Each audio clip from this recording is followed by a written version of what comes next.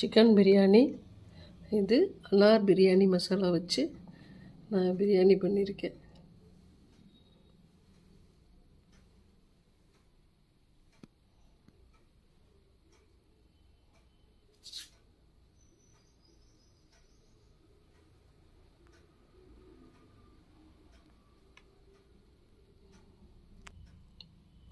இது உங்களுக்கு வேலையை ஈஸி பண்ணுறதுக்காக இந்த பாருங்கள், ஆனியன் கட் பண்ணி ஃப்ரை பண்ணியே வச்சுருக்கோம் நாங்கள். இதுவும் சேல்ஸ் பண்ணுறோம்.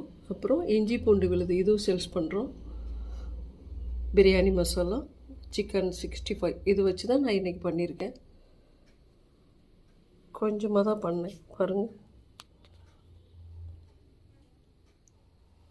சிக்கன் பிரியாணி சூப்பராக இருக்குது, நல்லா இருக்குது.